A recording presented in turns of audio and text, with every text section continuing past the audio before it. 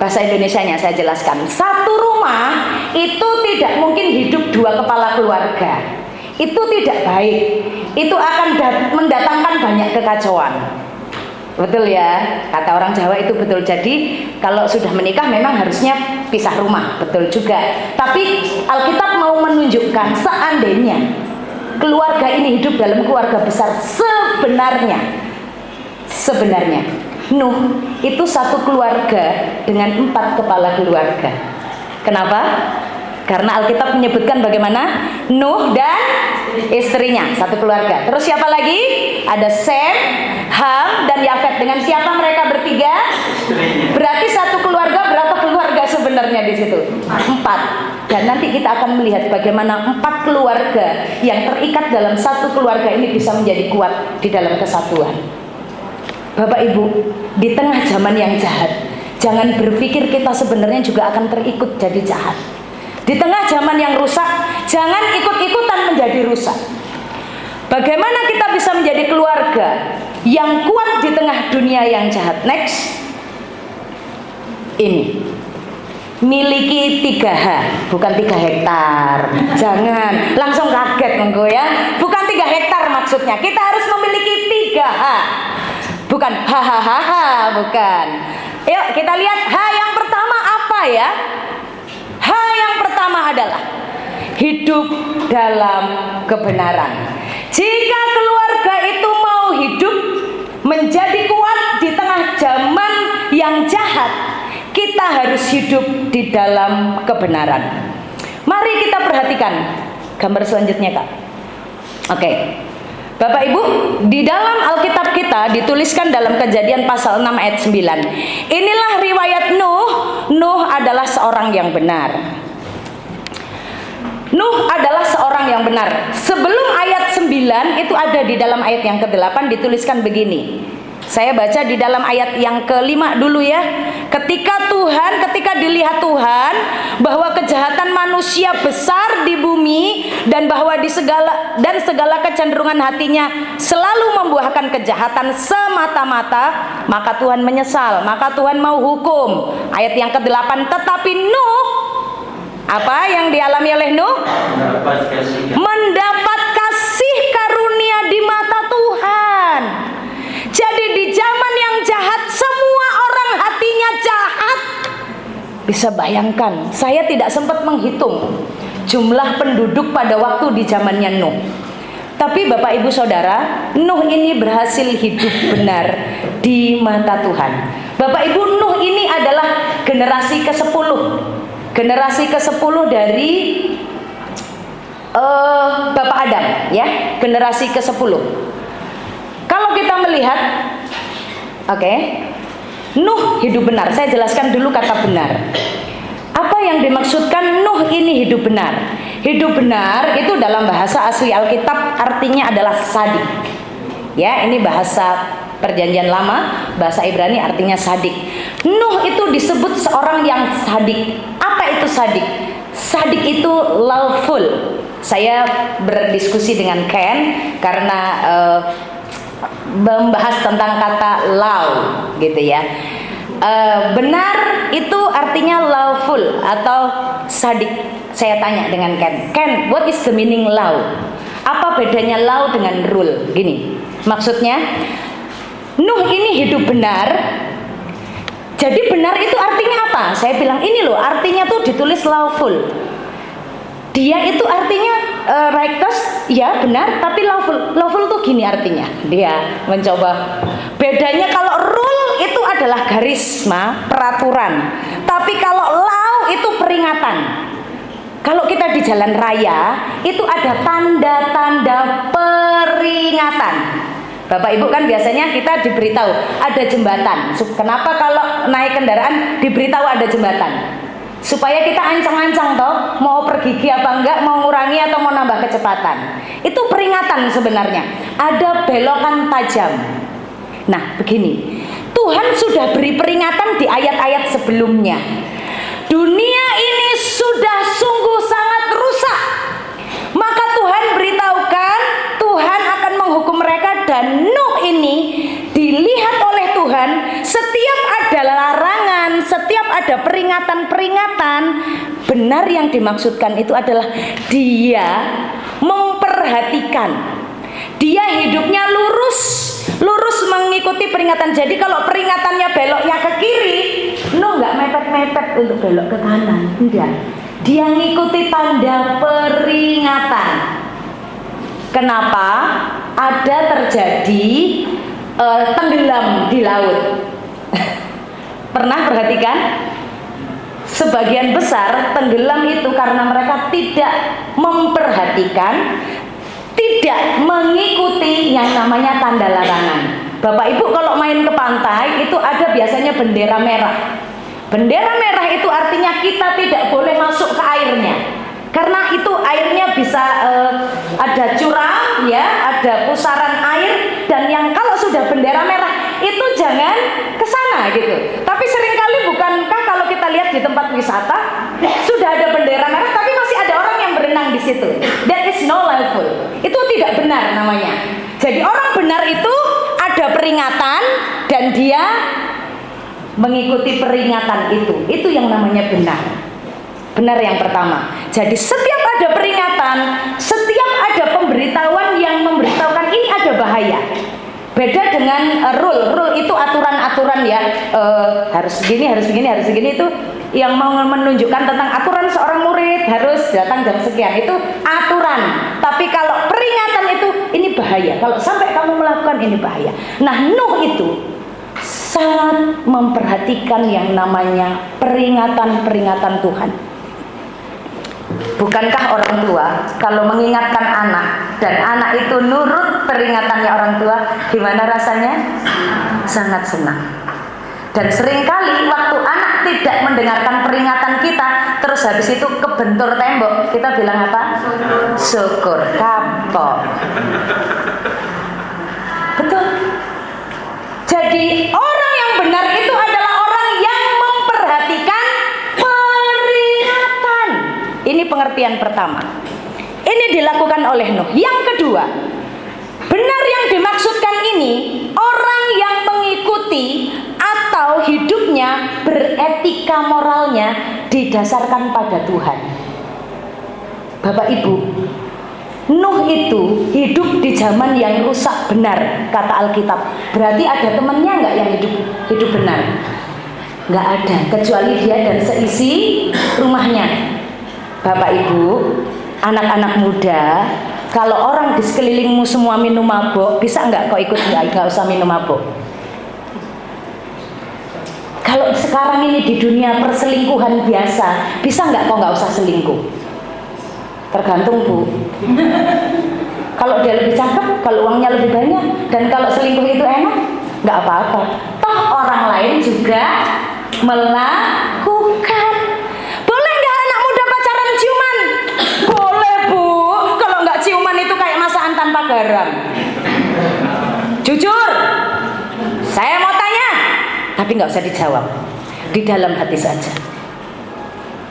Apalagi kalau suka nonton VTV itu toh, film-film romantis di sebuah siaran, apalagi drakor berajin itu, pelukan antara anak muda pacaran, opa-opa itu, bukan opa-opa Jawa, jangan opa-opa Korea maksudnya, ya toh, opa, iya. Kalau anak muda terus ketemu fansnya, terus tiba-tiba datang ke sini gitu, artisnya orang Korea, ntar lagi tiba-tiba datang, terus apa yang dilakukan? Peluk toh, cium toh. Dan orang muda itu pacaran cium memeluk itu udah biasa. Itu dunia yang sungguh rusak benar. Etika sekarang di Indonesia, di dunia ini udah nggak ada yang namanya etika. Tapi bagaimana Nuh hidup sadik? Sadik yang pertama tadi memperhatikan dan mengikuti peringatan-peringatan. Sadik yang kedua itu artinya sekalipun dunia ini sudah rusak, hidup jahat, kata-kata kasar, tapi Nuh hidup beretika berdasarkan firman Tuhan.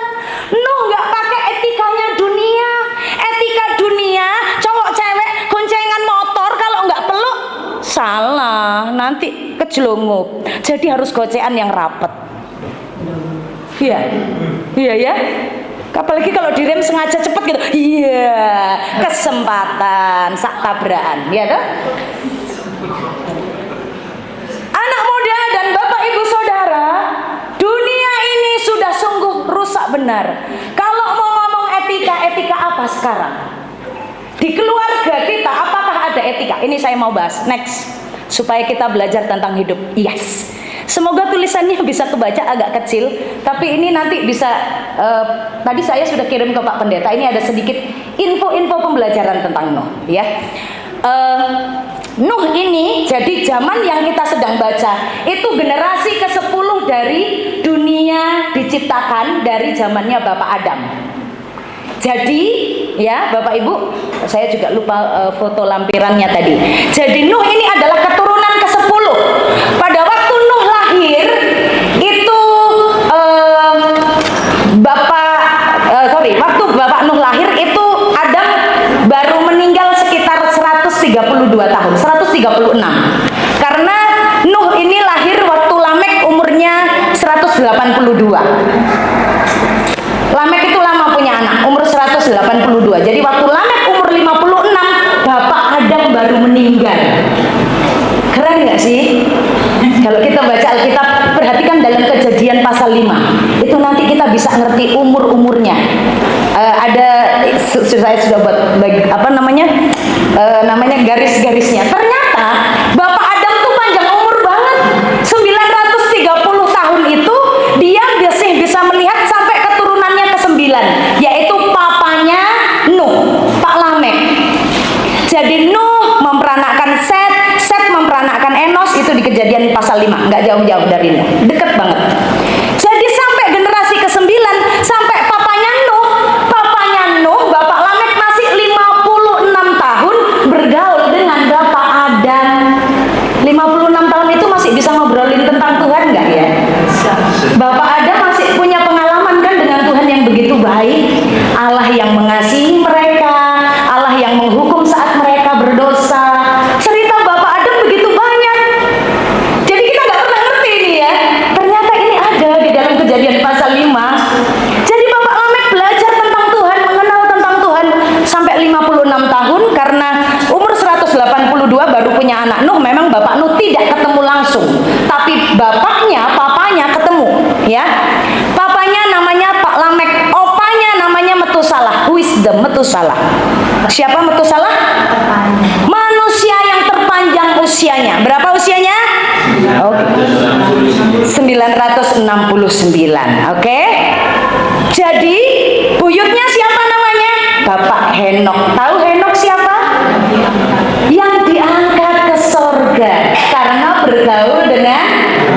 Ini kenapa saya sampaikan, supaya kita mengerti keluarganya Nuh. Jadi bapaknya Nuh itu Pak Lamek masih kenal ketemu dengan opanya sana yang manusia pertama Bapak Adam. Opanya dia, Pak Metusalah, itu orang yang dikasih Tuhan umur sangat panjang. Lalu buyutnya itu Pak Henok. Nah, Pak Henok yang Alkitab loh ya. Pak Henok nggak punya marga ini. Pak Henok yang nggak punya marga, Pak Henok yang di Alkitab ini adalah manusia yang bergaul dengan Tuhan dan diangkat ke sorga. Terus apa berikutnya? Para seniornya itu masih hidup bersama dengan Adam. Jadi bisa dikatakan lah ya, enggak, umurnya Bapak Adam itu 930 tahun nunggu nih anak putu sampai ke 9 itu. Oh iya, tapi kan manusia zaman dulu kuat, ya. Dan semuanya itu masih, jadi Adam masih bisa nasihati anak cucunya. Adam bergaul dengan luar biasa. Nuh, nah sampailah di Nuh. Bapak Ibu Saudara, kenapa Nuh ini sampai dituliskan oleh Alkitab sebagai orang yang hidup benar? Perhatikan waktu Nuh lahir, di dalam Kejadian pasal 5, di dalam Kejadian pasal 5 ayatnya yang ke-29. Yuk kita baca sama-sama supaya kita ngerti kenapa Nuh ini dikasih nama Nuh, gak dikasih nama Hun gitu ya. Namanya kok Nuh gitu ya toh. Nah, Hun berarti itu ada Tionghoanya mungkin ya. Ya, ini namanya Nuh. Mari kita baca sama-sama Kejadian pasal 5 ayat yang ke-29 ya, 29. Oke. 1 2 3. Dan memberi nama Nuh kepada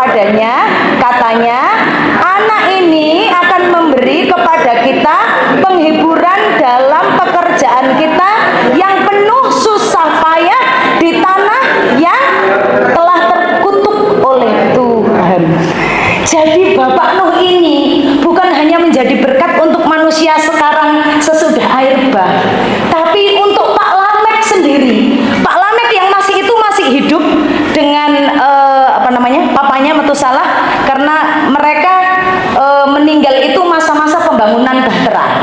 Ya, Pak Henok, ya Pak Metusalah itu meninggal, ya, Lamek, Metusalah itu meninggal di masa-masa pembangunan Bahtera. Sesudah ada perintah ini. Jadi disampaikan begini, Nuh ini nanti kalau lahir, aku beri dia nama Nuh karena dia akan menjadi penghiburan. Jadi bapak-bapak itu memang mengharapkan anak-anaknya itu menghibur kalau bapaknya capek kerja. Ya Bunda, sebenarnya bapak-bapak jujur? Ya. Lamek ini berkata begini, pekerjaan ini di zaman ini penuh susah payah. Tanah ini sudah dikutuk oleh Tuhan. Kenapa dia bilang gitu? Kerja itu susah. Kerja itu keras karena berkaitan dalam pasal 6 ayatnya yang kelima 6. Dunia ini penuh kekerasan. Orang cari duit itu keras, bro. Golek duit kui angel. Susah. Kalau mau makan kemana-mana gampang. Saudara, bukankah ini sama dengan zaman sekarang? Kerja cari duit susah-susah, tapi demi sebuah konten, demi sebuah status, terus foto supaya keren, ya makannya enak. Tapi ada kerinduan seorang ayah bahwa saat dia memiliki anak, dia akan terhibur. Anak-anak, ini bukan anak-anak kecil loh ya, anak-anak dewasa, ternyata sesungguhnya di tengah dunia yang begitu keras, papa-papa itu rindu melihat anaknya menghibur papanya. Papa-papamu bekerja keras, bekerja susah payah di dunia yang penuh kekerasan. Dunia bisnis keras, dunia jual beli keras. Kadang-kadang kita sebagai pelayan hamba-hamba Tuhan ini bukan keras antar sesama pendeta, mengalami penindasan, banyak hal. Banyak pendeta itu terlihat senyum-senyum saja, tapi sering makan hati karena kadang-kadang banyak kritik yang pedas. Susah payah melayani, dan Tuhan memberikan anak itu untuk memberikan penghiburan. Inilah juga diharapkan oleh Lamek. Maka kenapa akhirnya kita harus membangun keluarga yang kuat dengan hidup benar? Perhatikan yang selanjutnya.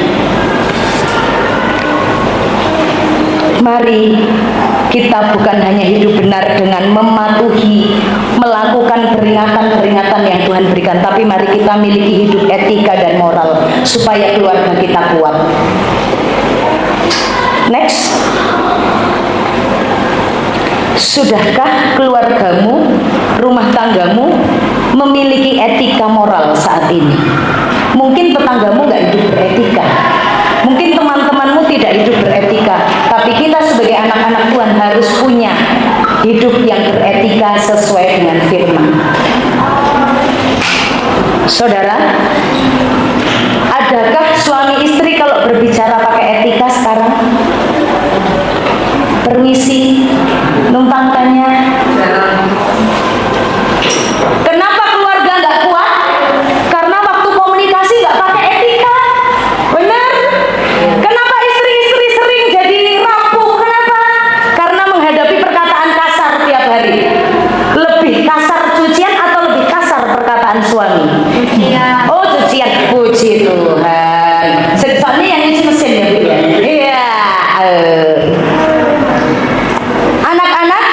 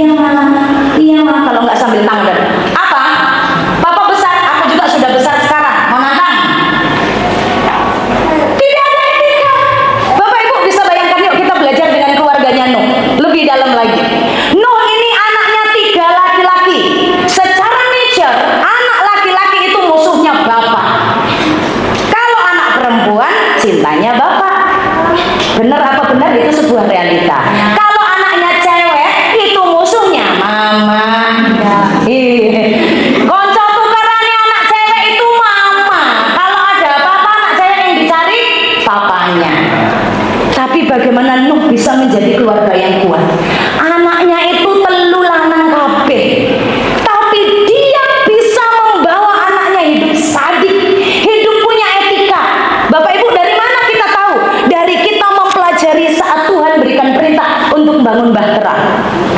Bahtera itu dari kayu cemara, panjangnya 150 meter.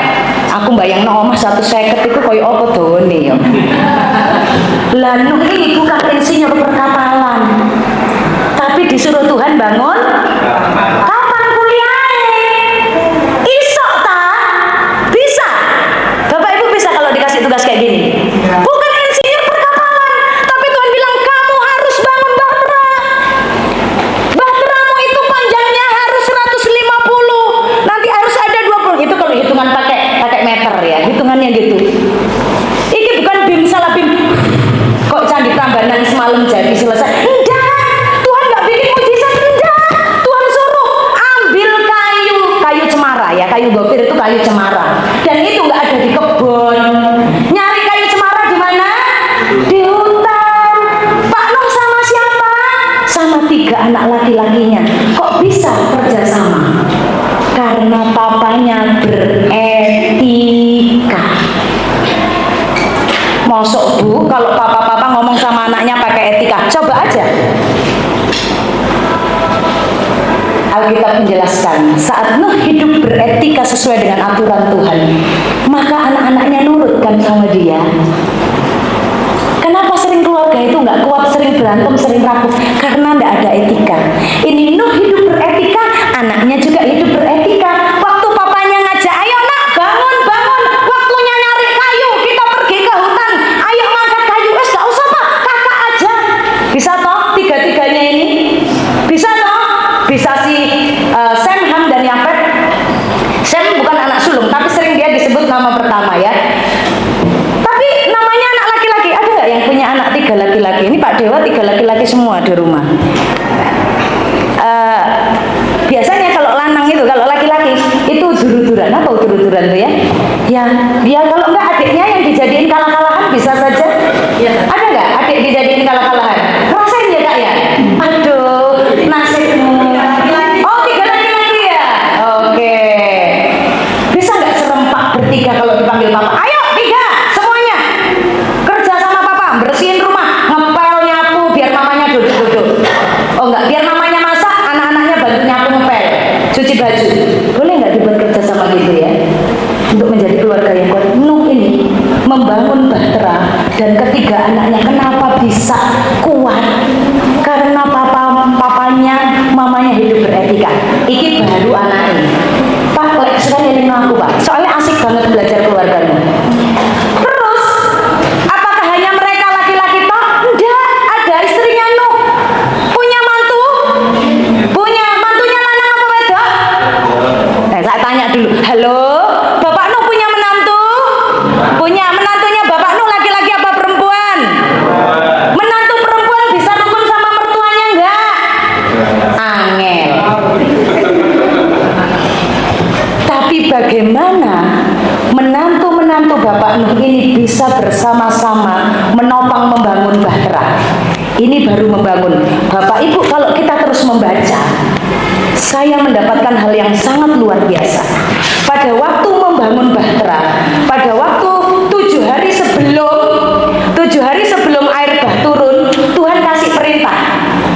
Kumpulkan semua binatang, 7 pasang yang tidak haram, 7 pasang burung, dan hewan yang haram itu itu hanya 1 pasang. Terus dikatakan begini, ambil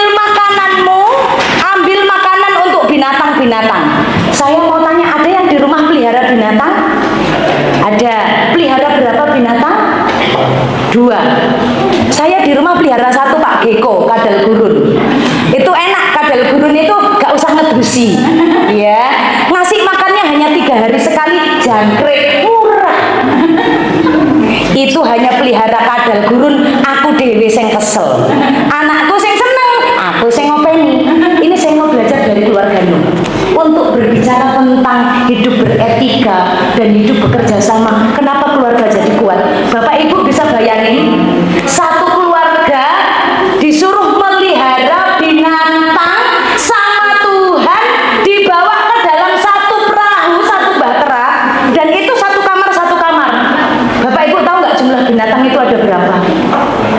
nggak menemukan loh. Tapi itu bukan hanya masalah anjing, kucing, macan semuanya masuk. Karena binatang melata berarti ada buaya, berarti ada kadal, ada kodok, iya toh? Dikongkon ngopeni, disuruh bawa makanannya, disuruh cari makanannya. Bapak Nuh waktu itu umurnya 600 tahun. Masih kuat nggak? 600 tahun umurnya. Dan Bapak Nuh menggerakkan anak-anaknya, menantunya, istrinya untuk ngambil makanan, masukkan ke dalam perahu, ke dalam bahtera itu. Bukan hanya makanan untuk mereka bergelapan, enggak. Makanan untuk binatang. Lah makanannya binatang itu loh apa saja. Ini proyek gampang, proyek sulit ini. Tapi bagaimana keluarga ini bisa kuat di tengah dunia yang jahat itu loh Bapak Ibu. Saya ini terkagum. Ibu Nuh, bukan bunuh ya. Istrinya Pak Nuh lah, Nyonya Nuh lah. Bagaimana dia bisa merangkul menantunya ini loh, iya toh? Yang namanya hidup 4 keluarga gabung jadi satu mengerjakan proyek. Ini bukan satu kebun binatang. Ini binatang sedunia. Iya toh? Sekalipun hanya 7. Aku bayangin ya, ngopeni kucing 7, anjing 7 itu pusingnya kayak kalau 7 pasang berarti harus 14. Itu baru saya bayangkan 14 anjing, 14 kucing, 14 babi, 14 apa namanya buaya. Walah, aku nggak meledos bikin dasi ya. Tapi bagaimana keluarga Nuh itu bisa begitu kuat, luar biasa, dan bisa menjalaninya karena etika di dalam Tuhan. Orang kalau sudah capek gak pakai etika-etikaan, wes babano. Ya apa ndak? Tapi bagaimana Nuh hidup di dalam kebenaran dan etika yang Tuhan berikan, maka keluarganya bisa menjadi kuat. Kenapa keluarga Nuh dipilih oleh Tuhan? Ini keteladanannya, dia hidup beretika. Teman-teman pulang nanti, kalau selama ini nggak beretika sama orang tua, mulai hari ini hidup beretika. Kalau nggak ngerti apa itu etika, nanti dibahas Pak lebih dalam lagi dalam persekutuan Yud. Karena mungkin mereka sudah lama nggak belajar tentang etika moral. Bisa saja. Karena sekarang nggak pernah ada beritahu toh, anak-anak kalau pacaran tuh nggak boleh pegangan tangan, nggak boleh pegang rambut perempuan. Itu ada etikanya. Kenapa? Nanti kalau mau tanya lebih lanjut lagi. Karena tidak pernah diberitahu, jadi tidak tahu etika. Anak-anak kalau bicara sama orang tua, kalau orang tuanya duduk di dekatnya. Jangan orang tua duduk, kamu berdiri. Atau orang tua lagi makan, kamu sambil teriak dari jauh, "Ma, minta bajunya, Ma, minta makanannya." Makmu apa babumu? Banyak anak muda hidup tidak beretika, bertobat. Kenapa keluarga tidak diberkati dan keluarga tidak kuat? Karena keluarga hidup tanpa etika. Istri dengan suami kalau sudah marah pakai etika enggak? Coba deh mulai hari ini kalau nanti suami istri gak cocokan, berantemnya pakai etika ya. Permisi, Pak, saya mau marah.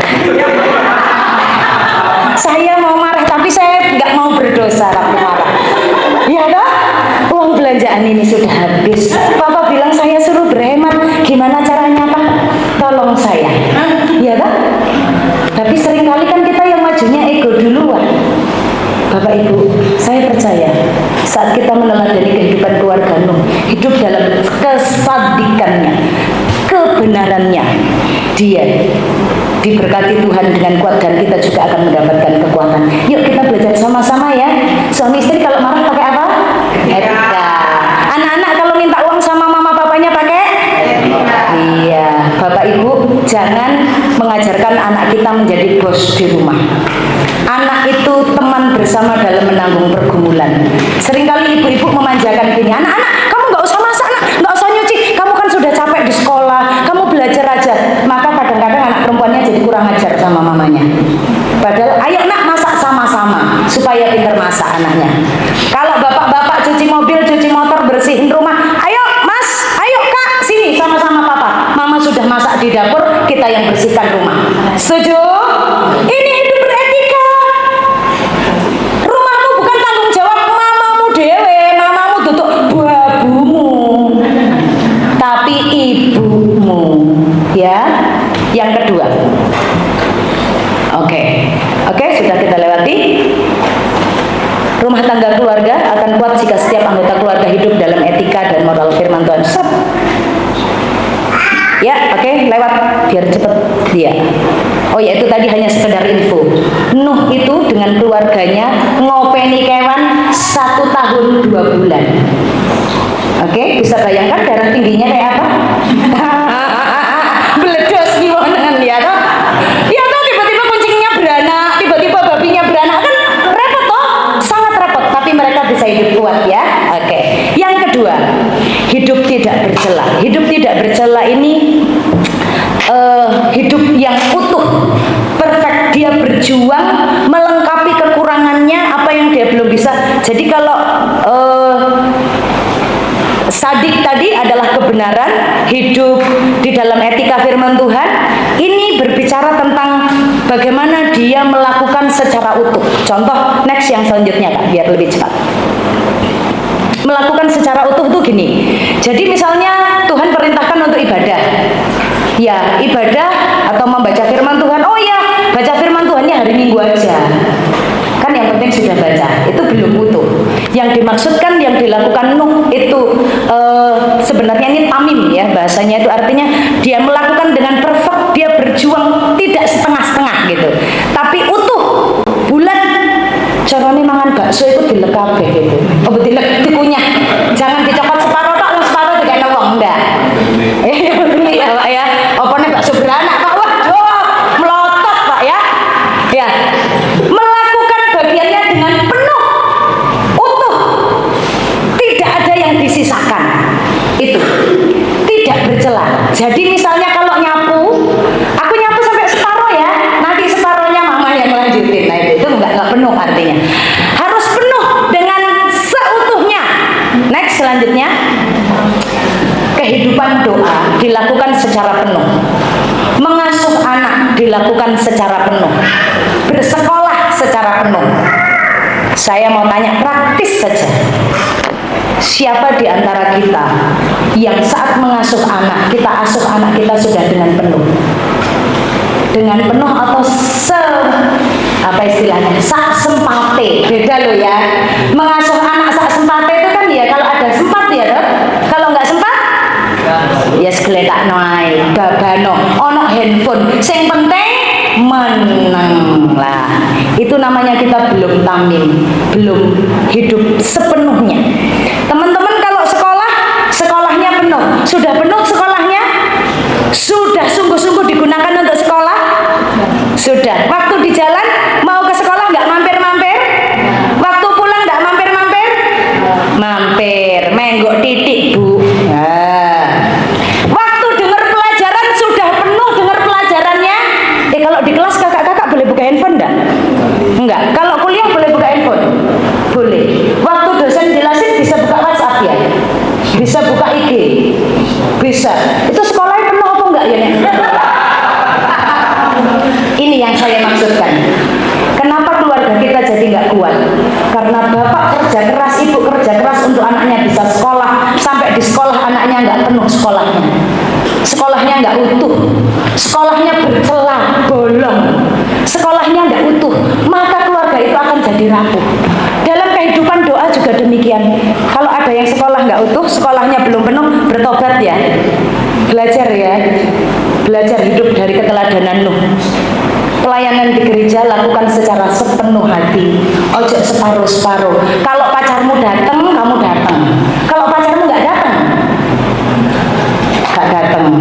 Kalau suami istri lagi rukun, ke gereja. Kalau lagi berantem, ke gereja separuh. Karena nggak teguran, yang laki-laki ke gereja, yang perempuan yang nggak usah, mau aku mau gonceng. Wes numpak gojek lah ya. Ada yang kayak gitu? Enggak. Oh enggak. Ada di cerita Bu. Kita harus hidup bertobat untuk melakukan segala sesuatu dengan penuh. Oke? Next. Ya, menghidupi kehidupan iman, ibadah. Jadi kata tidak bercela atau tamim itu artinya orang yang taat dalam ibadahnya, melakukan dengan penuh di hadapan Tuhan, nggak separuh-separuh. Next. Wes mari pegel ya, sing ngenteni aku pegel lisan ya. Oke. Aku tak wasis aja sampai wes geser-geser berat wes panas. Ini yang terakhir, habis ini selesai kok. Apa yang terakhir dilakukan oleh Nuh? Tadi ada 3 hal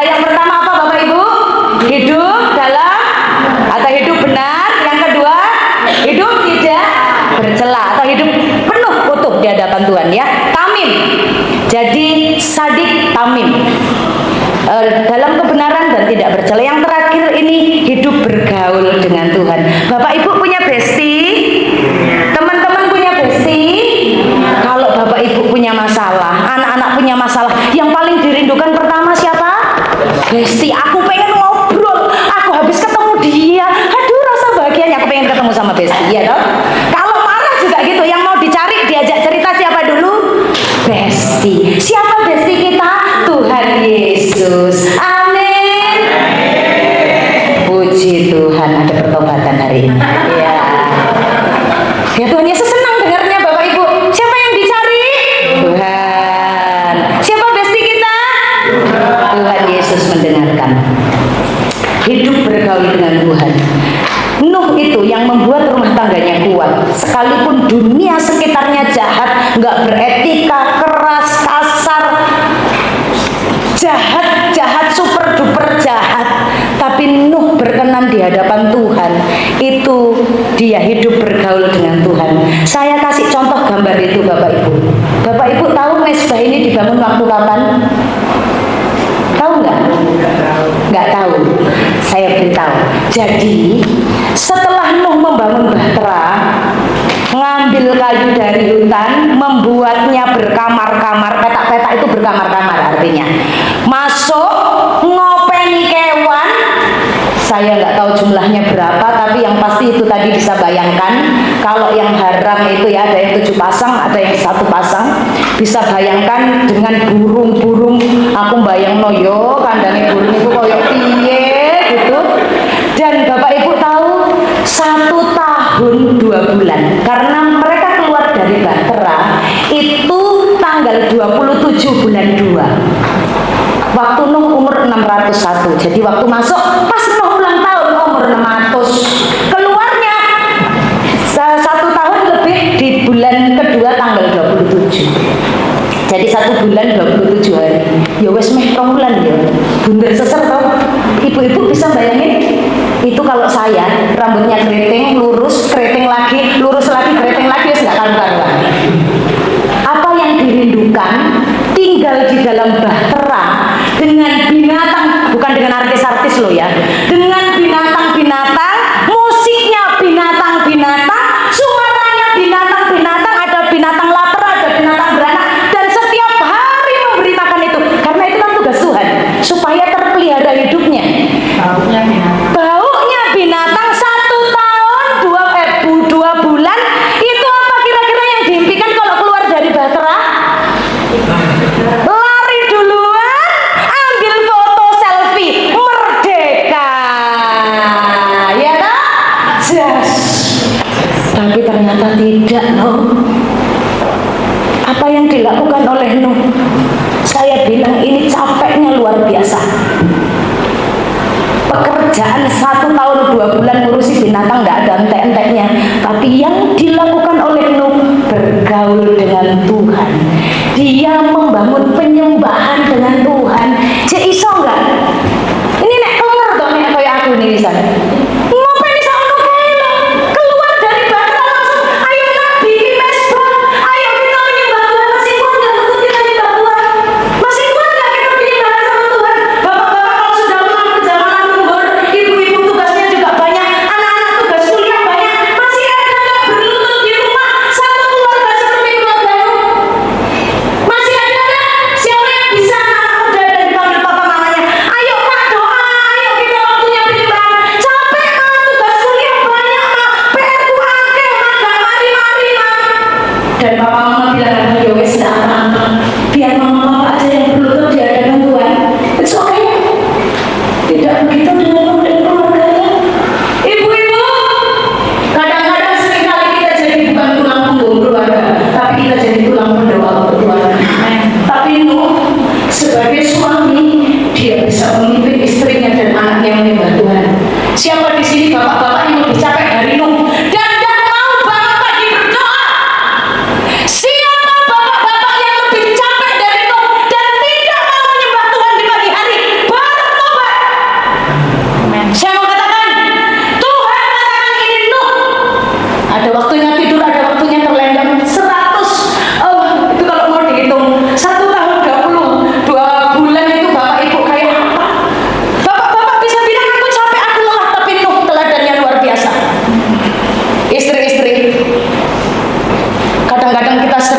seringkali memanjakan suami. Tapi biarlah Tuhan yang menegur bagian ini. Anak-anak, seringkali mamamu memaklumi engkau, tapi bagian firman Tuhan ini tegas berbicara. Bukan papa mamamu yang dengar, tapi Tuhan yang dengar. Siapa yang berani berkata tugasku terlalu banyak, aku nggak sanggup lagi untuk bangun berdoa. Bayangkan dirimu seperti Sem, Ham, dan Yafet, ngopeni binatang sebanyak itu di rumahmu, dan nggak bisa kemana-mana toh, nggak bisa marung, nggak bisa ke kafe nih, full di situ loh, bener-bener full di situ. Hai, saya bayangin Tuhan, kadang-kadang kami itu pelayanan dari Senin sampai ke Minggu. Senin berangkat pagi-pagi, kami sudah jam 6 itu kan sudah harus pakai seragam untuk berangkat pelayanan ke Surabaya. Kadang-kadang kami sampai cari hari, Tuhan di mana waktu kami longgar. Pengen ngeluk boyok, pengen tidur rasanya. Tapi saya belajar dari keluarga Nuh ini. Ampuni saya Tuhan, ampuni saya Tuhan. Kadang saya terlalu menjaga perasaan suami saya, terlalu menjaga perasaan anak saya sendiri yang menyembah Tuhan. Padahal keluarga yang kuat itu adalah keluarga yang bergaul dengan Tuhan. Keluarga yang kuat di tengah dunia yang jahat, keluarga yang bersama dengan seisi rumahnya berlutut menaikkan pujian penyembahan di hadapan Tuhan. Adakah di tengah malam, adakah di pagi hari Tuhan mendengarkan pujian penyembahan itu? Waktu dikatakan dalam pasal 9, waktu Tuhan mencium penyembahannya Nuh, persembahan Nuh, apa yang dikatakan oleh Tuhan? Aku tidak akan menghukum bumi ini lagi. Bapak Ibu bayangkan betapa penyembahan itu sangat menyenangkan hatinya Tuhan. Next, mari dalam hidup berjalan, bergerak, kita bersama dengan Tuhan. Next, berikan hidupmu dipimpin berjalan, dipimpin hidup selalu bersama dengan Tuhan, hidup dalam penyembahan kepada Tuhan. Kata bergaul dengan Tuhan itu memberikan diri untuk dikandani. Apa dikandani? Dinasihati oleh Tuhan. Next, Tuhan memberitahukan rencananya, Tuhan memberikan perintah untuk menyelamatkan Nuh, mendapat kasih karunia di hadapan Tuhan. Dan next, terus kita lewati miliki 3 hal. Selamat menjadi keluarga yang kuat di tengah dunia yang jahat. Engkau anak muda, engkau sudah berumah tangga, atau engkau belum berumah tangga, Bapak Ibu berapapun usia kita, hari ini dunia sering kali tidak memberikan teladan, tetapi Nuh di dalam Alkitab telah menjadi teladan bagi kita. Sehingga apapun yang terjadi, mari kita memiliki 3 hal. Hidup benar, hidup tidak bercela, hidup bergaul berjalan dengan Tuhan, hidup dalam penyembahan dengan Tuhan. Sehingga apapun yang terjadi, kita mau datang kepada Tuhan, memiliki penyembahan kepada Tuhan. Aku dan seisi rumahku, aku mau menyembah Engkau Tuhan. Aku dan seisi rumahku, aku mau membangun penyembahan di hadapan Allah. Sehingga saat dunia ini jahat, menghancurkan anak-anak, menyerang suami-suami, mengacaukan pemikiran istri-istri, setiap kita, suami, istri, dan anak-anak hidup di dalam kebenaran Tuhan, hidup dalam penyembahan Tuhan, kita akan tetap tegap berdiri. Apapun badai yang kita lalui, tidak boleh ada perpecahan, tidak boleh ada perpisahan, tapi harus ada persatuan. Dan itu terjadi saat kita menyembah Tuhan. Kita bersama tunduk di hadapan Allah. Kita mau naikkan pujian. Bukan berdiri di tengah badai. Apapun yang terjadi, bersama dengan keluarga, mari kita bergaul dengan Tuhan. Apapun yang terjadi, kita mau tetap hidup taat di hadapan Allah. Engkaulah perisaiku, Engkaulah kekuatanku di saat menghadapi badai hidup kejahatan dunia. Engkaulah perisaiku. Amin. Saat badai hidup menerpaku,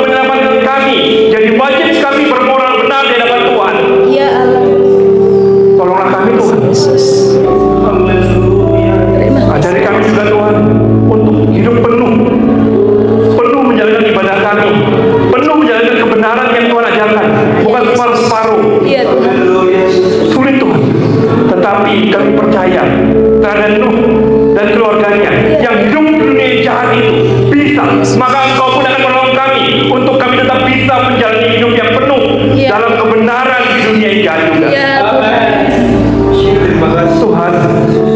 Kami juga mau belajar bergaul dengan Tuhan. ya Allah. Bergaul dengan Tuhan seperti kami memperdulikan sesama kami, bergaul dengan teman-teman kami. Tapi hari ini kami mau lebih lagi mengutamakan Tuhan, bergaul dengan Tuhan secara benar, bukan hanya setiap hari Minggu, Ya Yesus. bukan hanya dalam waktu sulit, Ya Allah. bukan hanya dalam waktu beban berat, tapi setiap saat kami mau bergaul dengan Tuhan. Dalam pikiran kami, dalam perbuatan kami, dalam perkataan kami mau bergaul dengan Tuhan. Tolong kami Tuhan Yesus. Dengan hal ini, kami percaya kami akan kuat menjalani hidup di tengah-tengah dunia yang jahat ini. Tolonglah kami Tuhan Yesus. Hamba-Mu berbicara, Engkau terus berbicara kepada kami, menegur